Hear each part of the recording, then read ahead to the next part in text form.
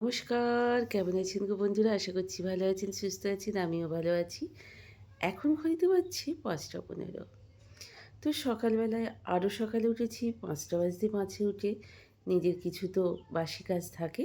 বাথরুমের কাজকর্ম শেষ করে কাপড়-চোপড় কেচে আপনাদের দেখালাম। ৫টা ১৫ বাজছে এখন। ঝাঁটপালাটা তার আগেই দেয়া হয়ে গেছে। দিয়ে এইবার আমি মোছামুছিটা শুরু করে দিয়েছি। এখন মোছামুছিটা সকাল সকাল করে নিচ্ছি। সকাল সকাল মোছামুছিটা করে নিয়ে রান্নাঘরে ঢুকলে কী হয় কী বলুন তো? শুকিয়েও যায় আরও আদার্স কাজ করতে করতে। তারপর কাল রাত্রে যে আলপনাটা আপনাদের দেখিয়েছিলাম, দিয়েছিলাম, সেটা শুকিয়ে গেছে কী সুন্দর, এইজন্য দিয়ে রেখে দিই। কারণ কী বলুন তো? সানের ঘরে তো টানতে চায় না, শুকোবে। তো শুকোতে টাইম দিতে হবে। অল্প অল্প এখনও পর্যন্ত কাঁচা কাঁচা আছে। কিন্তু আর কিছু করার নেই। ব্রাহ্মণমশাই আসবেন 6:45 থেকে 7টার মধ্যে। তো যাই হোক, আমার মোছামুছিগুলো প্রায় কমপ্লিট হয়ে এসছে। তো চলুন, পায়ের ঠান্ডা মাথায় উঠবে বলে জুতোটা কোনো সময় খুলতে পারছি না, আর খালি পায়ে তো চলতে পারছিই না। খালি পায়ে চলতে পারার কথাও নয়। সানের ঘরদুয়ার এতটাই ঠান্ডা। তো চলুন যাই হোক, এইবার দেখাই দেখুন। মোছামুছি শেষ করে নিচে এসেছি, সিঁড়ি-টিড়িগুলো এবং উঠোন-ফুটুন ঝাড় দেওয়া হয়ে গেছে, বাইরেটাও ধোয়া হয়ে গেছে। আমি বালতি ধুতে এসেছি কলপাড়ে। আপনাদের দেখাই, আকাশে এখনও চাঁদ। চাঁদের আলোয় ঘুটঘুট করছে, চারিদিক অন্ধকার ঘুটঘুট করছে। এখন বাজছে 5টা 25। এই দেখুন, কী ধরনের অন্ধকার এই টাইমটা। গ্রীষ্মকালে কিন্তু এই টাইমটা থাকে না। পাখিরাও এখনও ঘুম থেকে ওঠেনি, পাখিরাও এখনও জাগেনি। কিন্তু আমরা মানুষেরা নিজেদের জীবন জীবিকার জন্য আমাদের উঠে পড়তে হয়, কারণ আমাদের সংসারের কাজের জন্য। তারপরে স্নান হয়ে গেছে, এই দেখুন ঘড়িতে যখন 6:45 বাজছে, গরম জল করে স্নানটা করে নিলাম।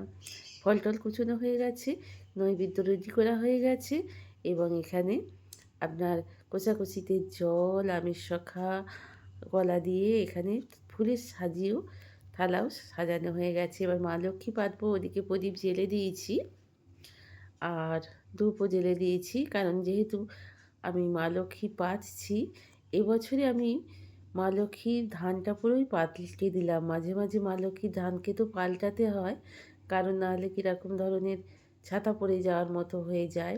তাই জন্যে মা লক্ষ্মীর এগুলোকে আমি পাল্টাচ্ছি। তো চলুন, এখানে আমি আমাদের মতো ধান নিয়ে নিয়েছি। এইভাবে ছড়িয়ে দেওয়ারও একটা কারণ থাকে, যেটা কারণটা হচ্ছে মা লক্ষ্মীর যে অনেকগুলো সাজ আছে, সেই সাজগুলোকে আমাকে দিতে হবে। আমাদের পালির ওপরে এইভাবে ধান সাজিয়ে দেওয়া হয়, তার মধ্যেই সিঁদুর কৌটো দেওয়া হয়। মায়ের এবার এই মানে অষ্টধাতুর যে সাজ, অষ্টধাতু বলছি মানে পিতলের না কাঁসারের সাজগুলো সাজিয়ে গন্ধলাকায় নমঃ ঈশদনস্পি ওম গঙ্গায় জগত্তিভূ নমঃ ওম নমো তস্পি ওম অসুরিকায় নমঃ ইতি গন্ধবস্পৃহিং যোগীশ্বরায় শ্রী বিষ্ণবে নমঃ ধূপং যোগীশ্বরায় শ্রী বিষ্ণবে নমঃ অনাদিন্ন নিধন্য জ্ঞান সংনিত্যানন্দং জনার্দনং ময়র্তনং সন্নিধিং কুরু কেশবায়ং ভগবানমধিষ্ঠানং পূজং গৃহীণং কর্মং করিষ্যামে ओम यहगत्स यह सन्निधि ओम विष्णु पूजा घृणं कर्मं करिष्यामि इति गन्धवस्प्रियं योगीश्वराय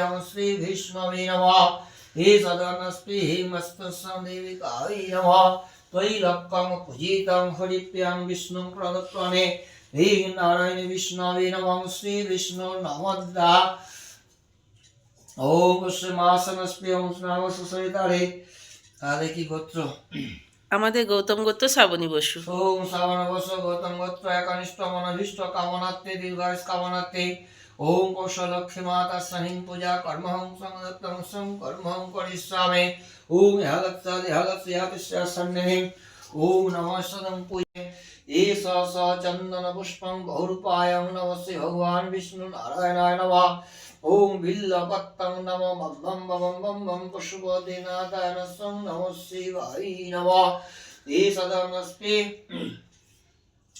ओम अनुषादि पंचस्सं देवतावे नमः ओम अस्तु कमला लक्ष्मी माता सं देविकाय नमः जगन्नाथ सुभद्रं गौरं देवतावे ओम धूपं नारायणी श्री विष्णवे नमः सं दीपं नारायणी विष्णवे नमः अखत नैवेद्यं नमस्ते नारायणी विष्णवे नमः ओम नमो ब्रह्मण्य सं देवाय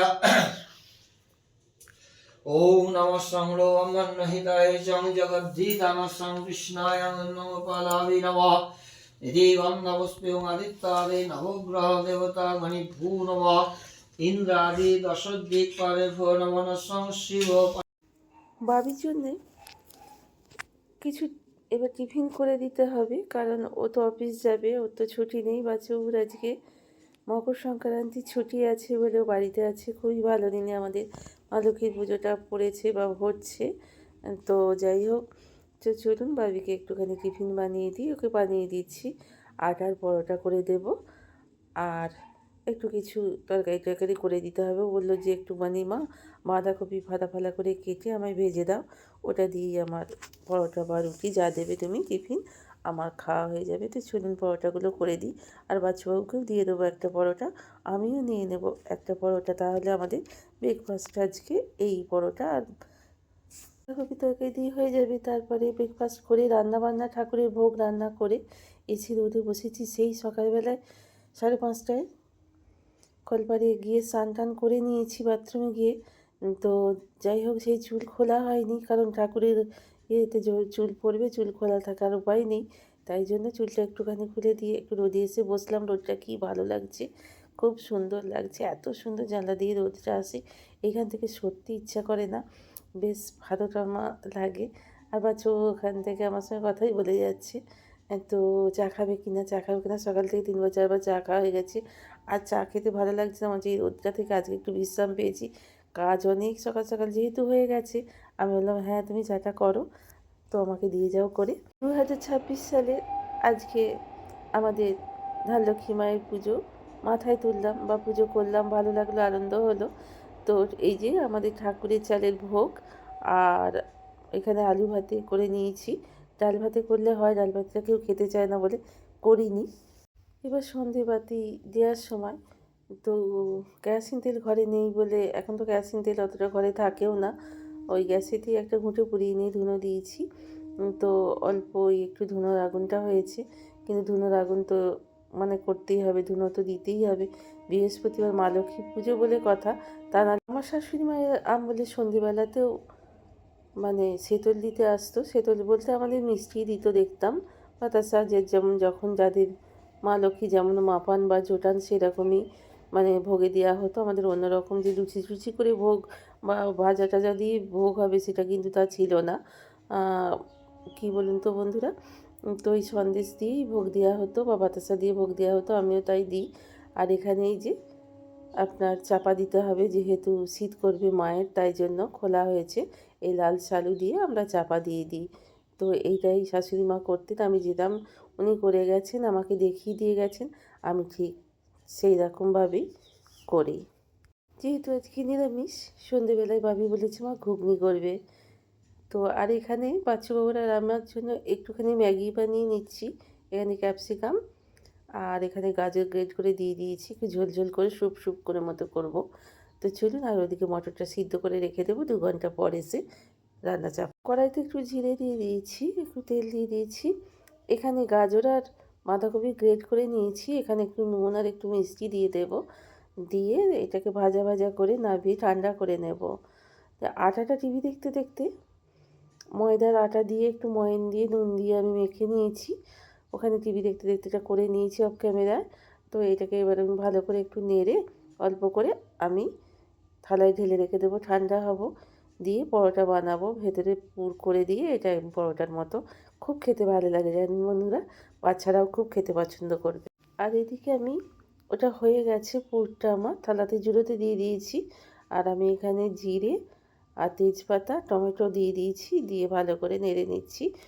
কারণ তরকারিটা মানে ঘুগনিটাই কোনো আমি মশলা দেবো না, কোনো কিচ্ছু মশলা নয়।